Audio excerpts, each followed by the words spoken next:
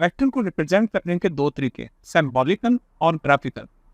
Symbolical में हम vector की सिंबल को रिप्रेजेंट करते हैं किसी बोल्ड पेज लेटर से, या फिर वेक्टर की सिंबल के ऊपर एक बार या एरो डाल देते हैं।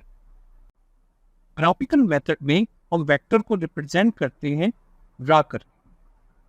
इस मेथड में वेक्टर को रिप्रेजेंट करते हैं एक लाइन सेगमेंट से जिसके आगे एक एरो हेड होता है। Length of line segment represent करती है magnitude according to selected scale, जबकि एरो हेड रिप्रेजेंट करता है डायरेक्शन।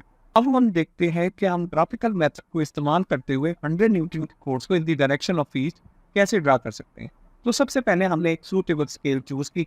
हमने चूज किया कि 10 न्यूटन इक्वल है 1 सेंटीमीटर, तो 100 न्यूटन के लिए हमें 10 सेंटीमीटर की लाइन ड्रा करनी। फिर हम लाइन्स ड्रा करते हैं in the direction of north, south, east और वेस्ट।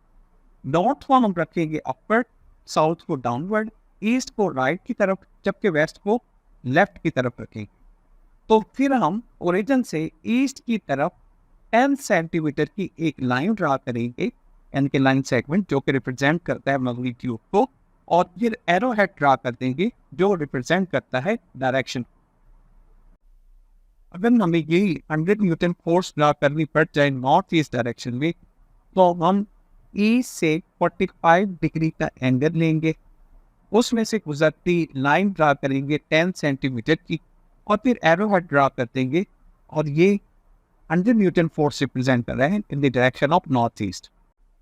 और आज के लास्ट केस में हम देखते हैं कि हम 100 न्यूटन फोर्स को कैसे ड्रा करेंगे in the direction of 30 degree north of east. तो इसके लिए हम क्या करेंगे, वही पहले सूटेबल स्केल चूज करेंगे।